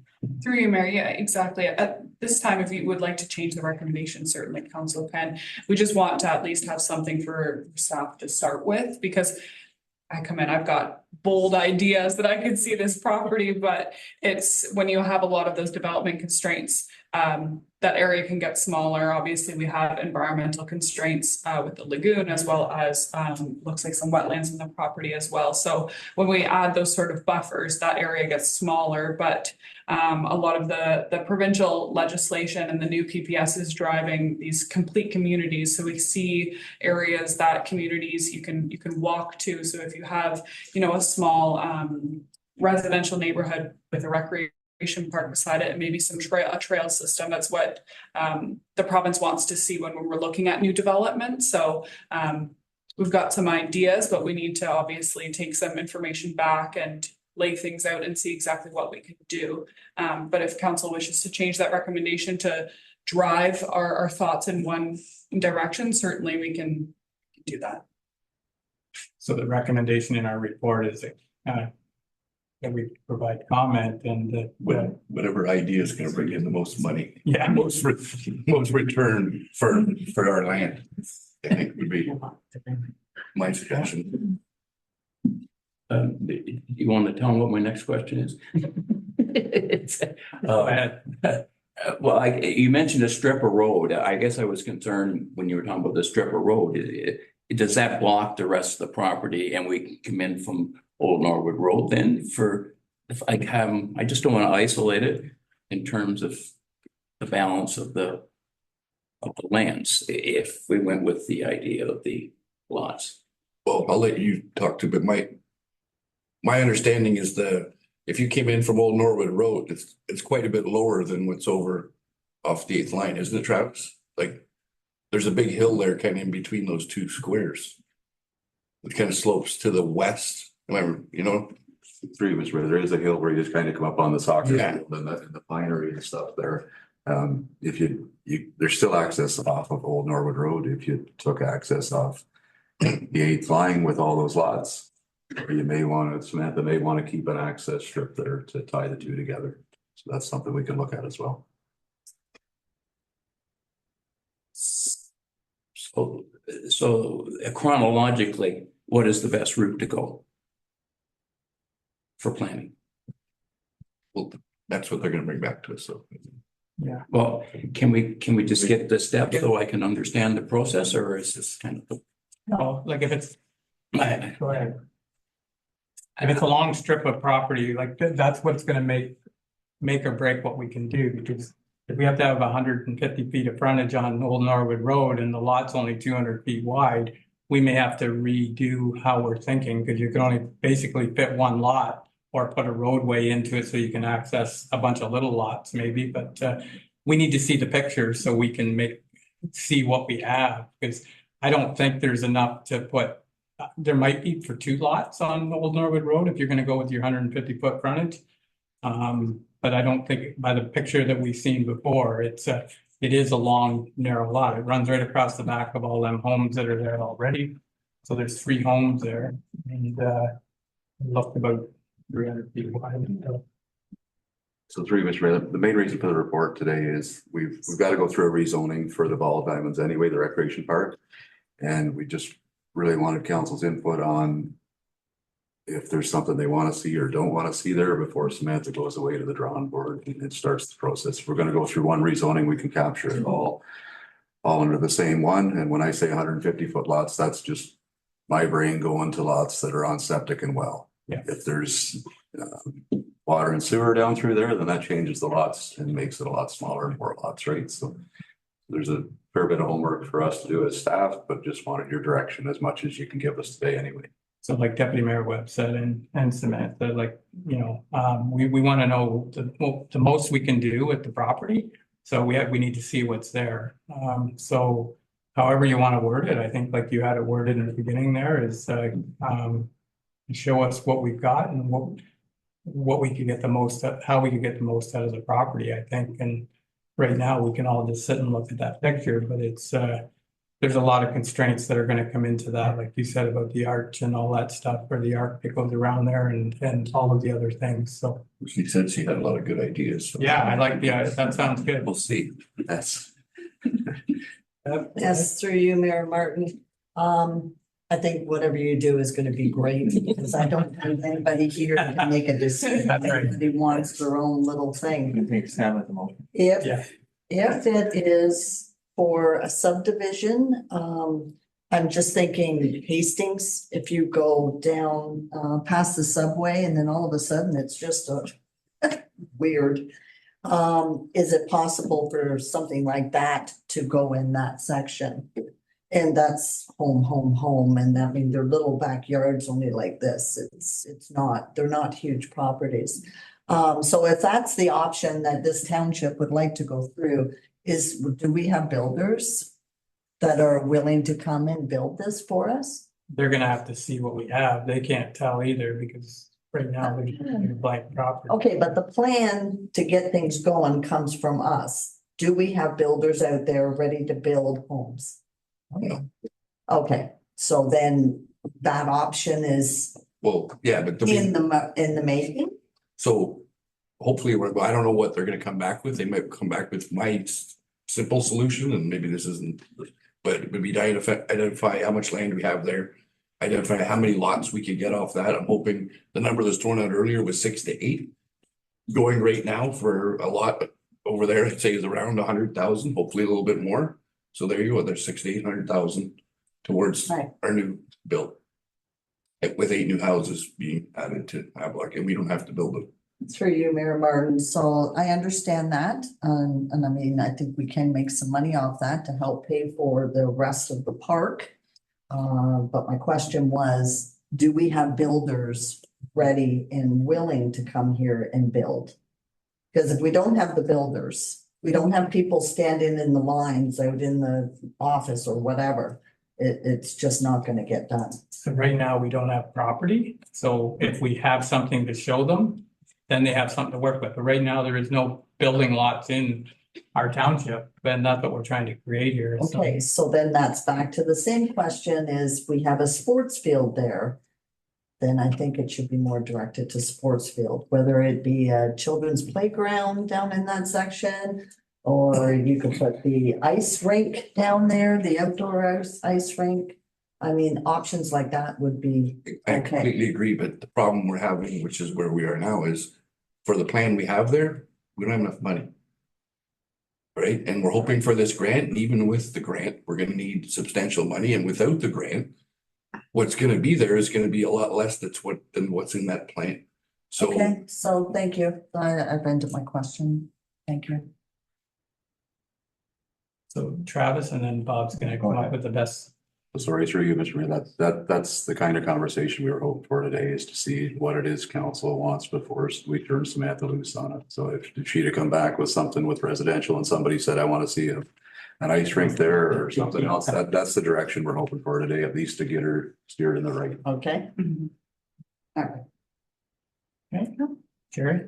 Through Mr. Mayor, when we do a proposal, if that's what council approves, can we do it without, like with septic tanks and well?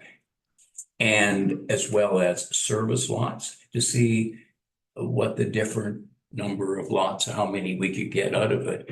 Because I haven't given up the hope that we should be extending Mary Street, the services down Mary Street to take care of the recreation center, because I don't think porta potties and little water stations are going to cut it at a ball diamond or sports center. So if we could, if that's the wish of council, but to see what the differences are. And then the other thing is that we have the official plan. Maybe we could get the ore in the water early to maybe move part of the settlement area from somewhere else to encompass that if we could get residential there. Just thank you. Through you, Mayor. Yeah, this is where my brain has been wandering, is the difference between a rural style development, which when we look at the chain of where we want to see growth, that's sort of at the end, because we want our growth to be within an urban settlement area.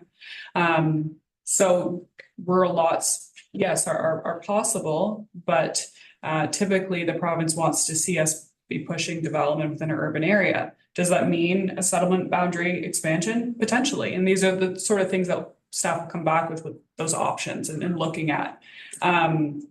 We have capacity issues that we certainly need to address as well.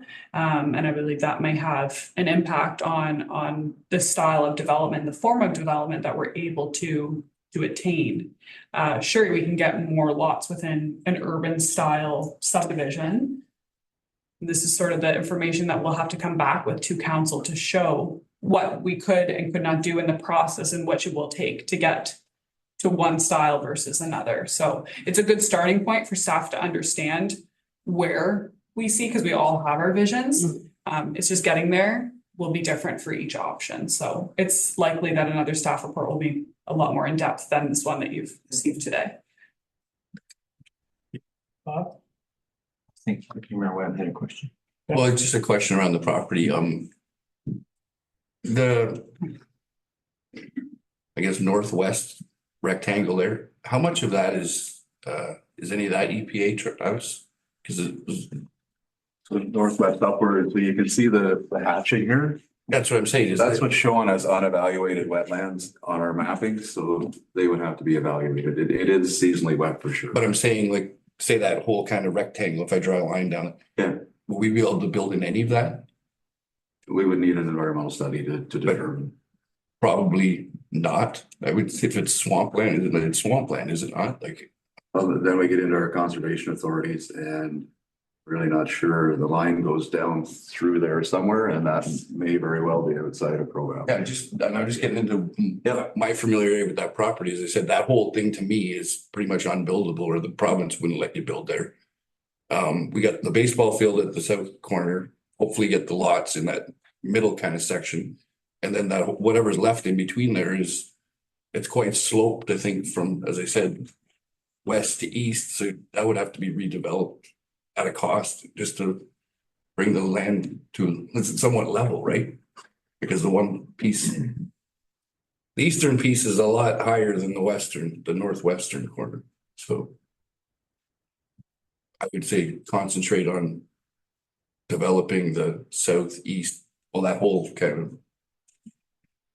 Bottom, yeah, exactly, that whole big kind of square rectangle, and then whatever's left there, we can kind of toy with it, but. And maybe to Councillor Doherty's point, that could be another road of access, like we can have a road coming through there to the other side of the park or something, but I don't know how much building we're gonna be getting in the western part of that square, so.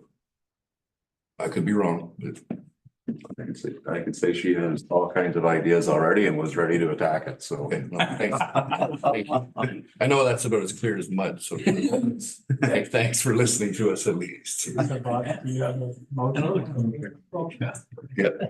you, just before we get to the motion, a comment, and I'll ask the chief building official to correct my terminology if I get this wrong.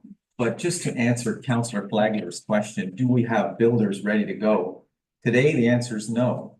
But if we and council determines that there's residential lots to be developed there, this potentially could be advertised and developers could bid on this project.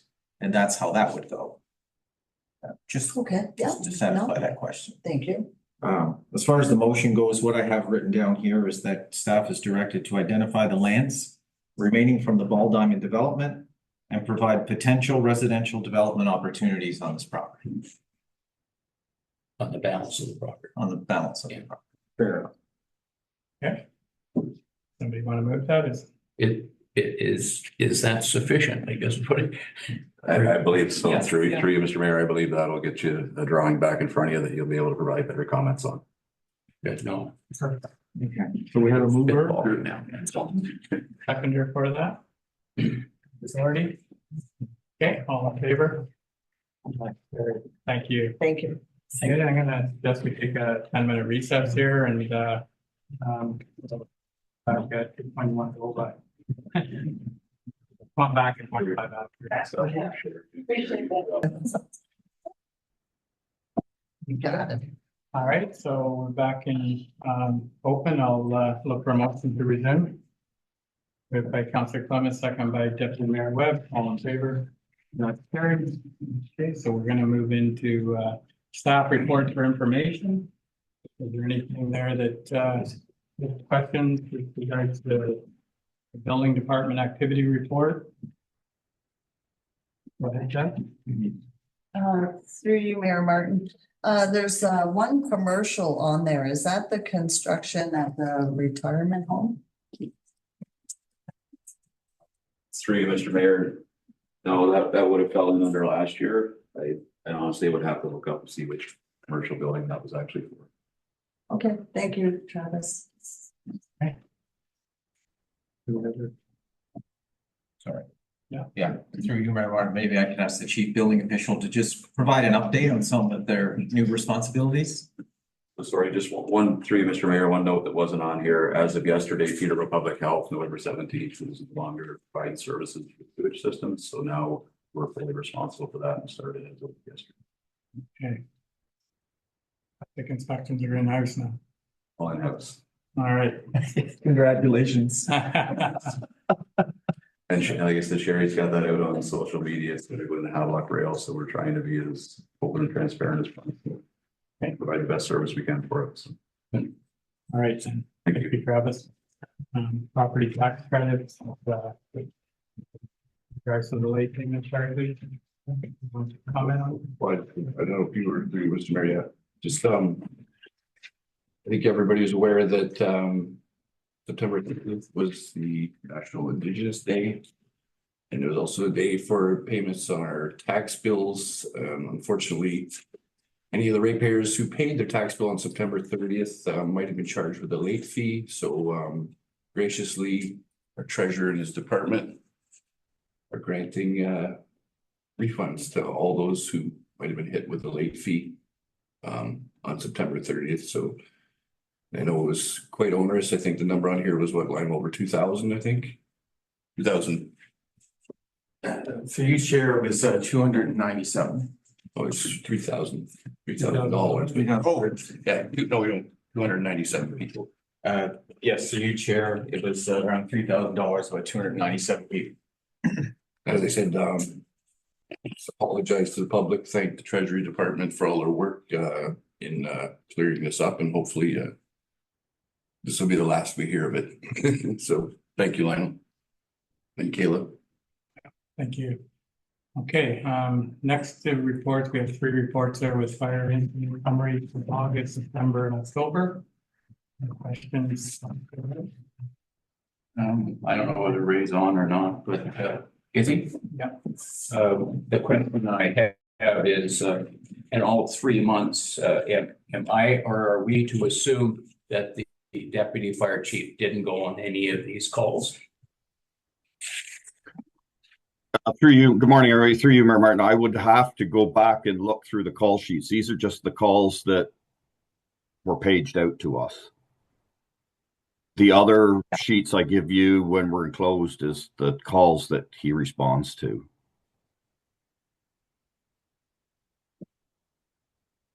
So follow up.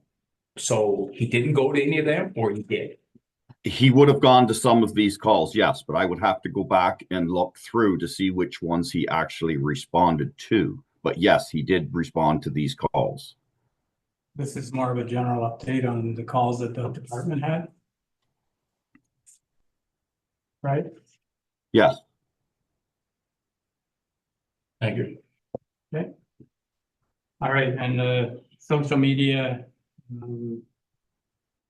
what's it called, insights, questions on that? All right then.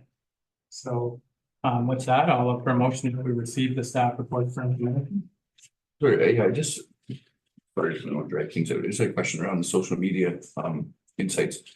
The graph that's on here that shows, I guess, I don't know if that's, is that it's on your website, would it be? Sure. The graphs that are populated in the report are in fact a feature of meta reporting or Facebook's reporting. It's their analysis that's available. Okay. So we draw based on a time frame. So typically when you look at, if you had a Facebook page, there's a 28-day view. We set a criteria for a 90-day. So the 2 reports you're looking at, the first one is a 90-day reporting period because we relaunched Facebook as of July. So that's your 3rd quarter start. And to show you where we are since the launch of Facebook, this gives you that snapshot. And I included October to show you what does 1 month look like. And that gives you a sense for the amount of building that we're doing in redeveloping a following on Facebook. But the metrics that's behind this, again, really wants you to see how many people are engaging in our website, how many people viewed it, and when typically are they looking at it, to give you an idea of the top content that seems to be sparking the most interests. Whenever we put out a hiring job ad, spikes, which is great, around events, whether that's the Legend Boat outdoor event. We were lucky enough to have an expansion of our farmers market. So having another food feature within the farmers market sparked more interest, and there was a spike around that as well. Anything around changes in building code, that also gets a lot of attention. You'll see. If you're looking at October specifically, what we put a lot of effort into our township supported pumpkin parade, and you'll see that in the types of posts that got the most attention. But the numbers are building. The first 500 are always the toughest. We do have Instagram. It launched at the same time. It also is building, but with Instagram, there has to be a different focus there. And I think having a photo contest that's very specific to Instagram would have a big lift. And also working probably with our local public school to have some fun contests there with kids would also drive greater viewership because it's the younger audience that are following Instagram. And one of the questions I received earlier was about the gender breakdown. So with all of the reporting available, we do look at what's the mix gender-wise, 72, roughly 73% are female, and the remainder being male. That's very typical of other other Facebook pages as well. And when you're looking at the breakout of individuals that have identified their locations, we're predominantly Havelock, not a surprise there, about 30%. Breaks out from there. Yeah, great. No, thank you. That was kind of answered about 3 questions. I was going to ask you. In terms of spikes we saw in the chart, so that would be, you kind of reference it more around maybe events or Yes. if we put job notices. Exactly. So for your 90-day, Yeah. you'll see top content by reach. Yep. They're the spikes. Okay. Yeah. Do we see, I guess you would be staff, but the staff is analyzing this in terms of What drives? Yeah, what draws and Yes. can put out in terms of the future. There's enough happening within the township. It's staying on top of all the things that we want to communicate, whether that's changes in our services, like extending septic system services would be an example of, we do try to make sure that we support the changes in our service delivery. So that's just making the announcements around winter maintenance, ORV, prohibition coming on sort of the December 1st. A lot of that drives the communication because it's required, but definitely anything that engages the community that we think will have a broad appeal always drives more stickiness and connectivity to our website. We spend a lot of time keeping an eye on notifications. It's not something we had to do when we had nearly 2,700 followers in the past, but we do now. We have to work for those likes. So if someone likes a photo or they've commented, we immediately invite them to follow our webpage. So there's a bit of work that will dissipate over time as our followership increases in numbers. Okay, Councillor Flagler. Yes, through you, Mayor Martin. Do we have numbers that are actually the people that are following us? Is Yes. there any numbers for that? No, that's true. Thank you for asking that question. So if you were looking at your October report, at the top, it highlights as of October 31st, there are 397 followers of our Facebook page. And it started at 0 on July 2nd. There are roughly 123 on Instagram. Oh, very good. All right then. Okay, so the motion to receive the report for information by Councillor Deputy Webb, seconder, Councillor Doherty. All in favor? That's carried. Okay, we don't have any reports for follow-up action. So moving to correspondence, and the one action item here is Karen Christoph, and she emailed me about the garbage collection, and I just said that we received a report, I don't know, a couple months ago. We did do an RFP. So she said she expected more information. So I was going to ask council today if there was a chance of getting a motion that we ask council or staff to put together some sort of a summary of the comparator between garbage pickup and what we have now. So Lionel said it's a pretty easy process to look up what our costs are now and what this really means on, I think it was $1 million or something. This RFP came in for garbage pickup, 900 and some thousand.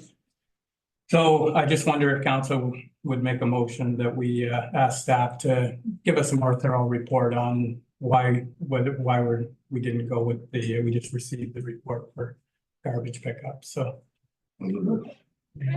by Deputy Mayor Webb, second. Councillor Clement, go ahead. So will this include like our major arteries around the village type of thing?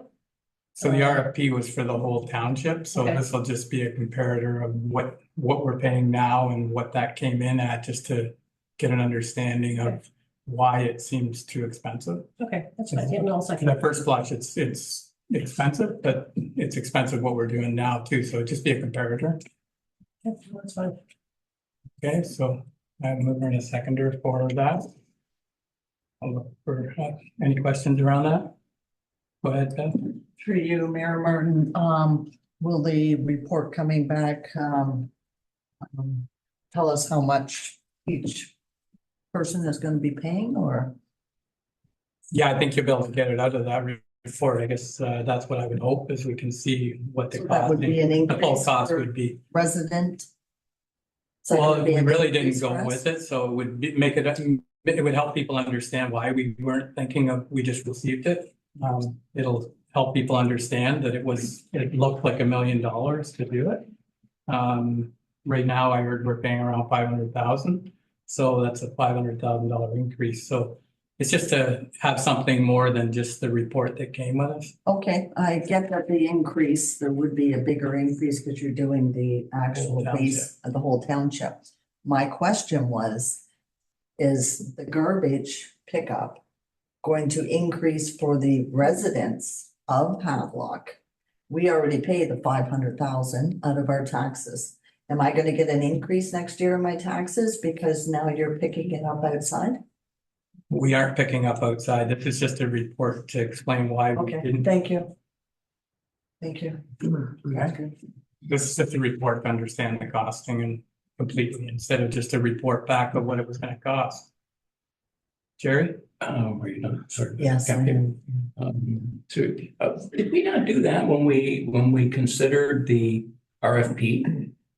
Make the comparison and said, the costs are too high and we can't afford to do it, so we're reinventing the wheel here again, or? We didn't get a full report. The report didn't show what we're paying now. It just showed what the cost was gonna be if we went with the whole township. So it's just easier to tell people that this is what we're paying now and this is what it would have been, so that's why we didn't go with it. Unless you had a different report than me, Jerry. I don't know. Well, I guess we need something on the agenda next week, sir. Okay, so I have a mover and a seconder. All in favor of the motion? And that's carried. Okay, so with that, we'll move into committee liaison reports and county council updates there, Trustee Meriwether. I don't know if I gave it to you last time. We pretty much did at county last time was budget, kind of the draft budget. Went through that a little bit. I don't know if I let council know. I thought the draft number that was put out there was 5.6, Jim, I believe. Yeah. 3.1 with the 2.5 firm on asset management. Let's say come up with the 5.6. But a lot of discussions in terms of how that, once again, this is just the draft budget, how the budget was being funded by staff. So I imagine you're going to see some, if not a number of changes before the final budget comes out. In terms of the actual number, I imagine you're probably looking somewhere where it is there around 5 something or low 6s. But as I said, won't get into too much of it, but it's just some concerns in terms of how this draft budget was being funded. Maybe there's other ways we can go about funding it. So yeah, there's a lot from reserves there. So if anybody has bring back another report. more specific questions, feel free to see me after the meeting. Okay. Talk to you after. Okay. All right then, and okay, so other reports here. We have minutes from the September 18th meeting for Eastern Ontario Trails Alliance. Do you have any to add to that, Councilor Pfeiffer? Through you, Mayor Martin, just one thing, they're doing the Ride for Dad on, I believe it's June the 21st. They're gonna have a band there, you're gonna have dinner. Sounds like a really good time.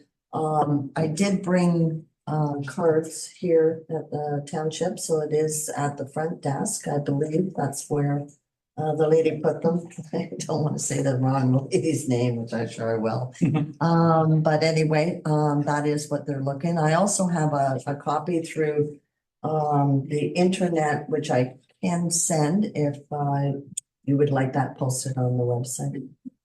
Okay. That's everything. All right, and the other report here was the OPP board meeting. Yeah, we had our, I believe it's the first one, first real organized police services board meeting. Still kind of getting things organized, I guess we'll say. I don't know if we're gonna see a whole lot moving forward till probably after Christmas. I know we have another meeting December 2nd. As I said, more in terms of straightening out the terms of reference. kind of housekeeping things in terms of, what the committee's gonna look like, who we're gonna be reporting to, da, da, da, da. So hopefully, as I said, hopefully I'll have more clear answers for council, after Christmas, probably maybe even February-ish. But this is something that continues to be a work in progress. Our board, was taken, but Mr. Mayor, I believe almost 8 months to get set up, but hearing that there's some of these other boards that haven't even started to get set up. So this has obviously been a lot longer and more drawn out process than we wanted, but as I said, hopefully we can get down to actually doing some good work here after Christmas. So and we'll have an OPP meeting here, but I'll discuss that, I think, in other business. So Okay. Any questions for Art? All right, so a motion to move the activity report. Councillor Clement, seconder. Mr. Doherty, all in favor? That's carried. All right, then, so we don't have any written or oral notice of motion. Is there any oral notice of motion here today? All right, so we're gonna move into, oh, go ahead. No, it's okay. I Did you have wasn't a- quick enough for you. No, go ahead. No, we haven't moved yet. What's a written oral motion? Is it a question? Can I do a question? No, it's to make a motion. If you want to make a motion, you can make an oral motion now. If you don't have a written one with you, you can make a motion like for something for that would come back for the next meeting. No, thank you. Okay. Absolutely. All right then. So next item here is other business. So the first item on here is the OPP town hall meeting. through you, Mr. Mayor, just to let everyone know, we'll be having a OPP town hall to discuss community safety issues, I guess, with the OPP and town residents. It'll be held at the Senior Center on George Street next Tuesday, November 26th, from 5:30 to 7. All members of council, council members are invited. I know myself will be there for Police Services Board. I believe the community police, some of the community policing group, at least, I believe will be there, as well as a couple of business owners from George Street. Basically gonna have, we're gonna have a few questions prepared. We've given the OPP the questions in advance, so of a lot of issues that, well, councillors have brought up, but also members of the public, business owners. So we forward those on, so hopefully have the OPP here to address some of those questions. Kind of be an open forum, and then hopefully at the end, we'll have a 20 to 30 minutes so we can open up to the public, and if anybody has something that maybe that we haven't covered, they can bring that to the attention of the OPP. At least from my perspective of just trying to, the OPP are pretty visible in our community, but I'd like to get them out, maybe out of the cars a bit more and meeting some of the people. So with an instance like this, if anything, like, I don't know if people are going to gain a lot of knowledge from what they hear from the OPP, but if we can just get people, whether it's the cops and the business owners, familiar with one another so that they can start communicating and there'll be a bit more of a dialogue about kind of the problems we have when they're here in this town. It might help in addressing some of them. And I think too often we have kind of policemen that are, from Peterborough, they live in Peterborough, aren't really familiar with the challenges we have here in a small town like Havelock. So if we can kind of bring more of a kind of a personal level to this, that's what I'd like to see come out of this meeting. And as well, I know there's a number of community issues from drugs, safety, a number of things going on in our downtown area over the last year or so that have really ramped up. So those issues will be brought to the foreground as well and addressed. So sorry for going on forever. We're supposed to keep this meeting short today. Yeah, no, that's so yeah, so it's at the senior building. So it can get confusing when they're both town hall meetings, but they're at the seniors building. So yeah, next Tuesday, the 26th from 5:30 to 7. Yeah. Okay, so our inspector will be there and answering questions. So, and the next item on here is the county doctor recruiter is going to be in town on November 21st, this Thursday at 7 p.m. and she's going to be bringing some information of what she's been up to over the last little bit and the challenges of recruiting a doctor. So I think it'll be informative. I've talked to a couple other communities that she's been at. She's also going to be in North Forth on Friday. She's doing a tour of the whole county. And yeah, I heard it was really informative and people were happy with, you know, the direction it's going. So, so yeah, and council is welcome to come to that. It's open to anyone. So Yes, through you, Mayor Martin. Where's the location for the local healthcare? at the seniors building. As that seniors building as well? So it's the same location Yeah. as the police. Both of Okay, them are at, thank you. All right then, so that's all that's listed under new business. Our other business. And Motion to receive. motion to receive those. Moved by Deputy Mayor Webb and Councilor Plaza. All in favor? Carried. All right, and the bylaws we dealt with, so we do have a closed session schedule that was added on here. So I'll look for a motion that we go into closed session held under section 239(2)B for personal matters about identifiable individual, including the local board employees. So motion When did we get the closed session? last night. There was an email. I added it, sorry. It'll be quick. It's a verbal item that was sent. Oh, okay, well, no, I just wondered if I didn't get it. Apologize. No. There's no package. You didn't miss I it. didn't miss anything, that's all. Well, thank you. Okay, so moved by Deputy Mayor Webb and second by Councilor Flagler, all in favor, carried. All right, so we're back in open, and there's nothing to come out of close, so I'll look for the confirming bylaw, confirm today's meeting. Moved by Councilor Clement, second by Deputy Mayor Webb, all in favor, and that's carried. And the motion to adjourn. Mhm. Deputy Mayor Webb, Councilor Doherty, all in favor, carried.